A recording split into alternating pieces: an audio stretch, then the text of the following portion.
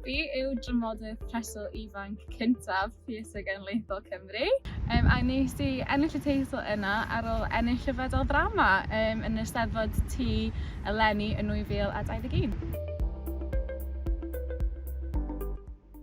Nes I weld yr alwad ar gyfer ymgeisio fo'n rhan o Cynllun Dramodwyr Ifanc, oedd gyda Prif Genedlaethol Cymru, SPJ a Steddfod yr Urdd. A ni'n meddwl yna'n gyfle grêt I ddod I nabod pobl ifanc eraill oedd eisiau sgwennu, ond hefyd fwy na hynny I gallu holi cwestiynau a clywed mwy am brofiad personol a phroffesiynol sgriptwyr profiadol yn y maes.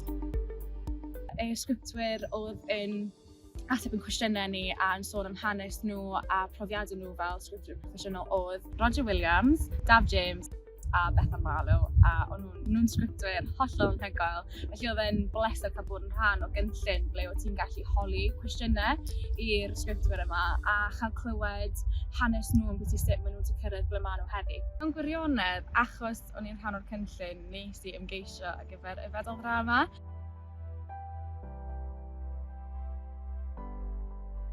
Ond na sawl peth oedd y sgriptwyr wedi dweud oedd di aros yn cof, a un ohonyn nhw oedd sgwennu am beth sydd yn diddori ti a rhoi llais i'r pethau neu'r pobl sydd ddim gyda llais.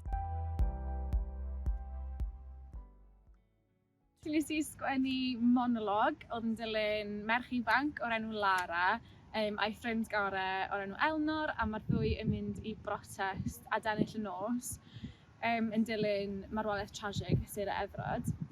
Ond beth sy'n digwydd yn ystod y protest yw mae'r prif gymeriad Lara yn sylwi am y tro cyntaf ac yn adnabod braint anheddiannol achos lliw ei chroen.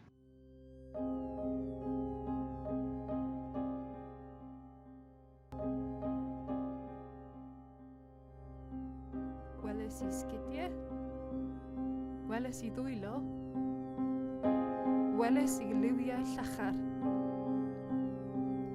Yna, weles I'r ffrind gorau yn y byd I gyd yn grwn ar y llawr.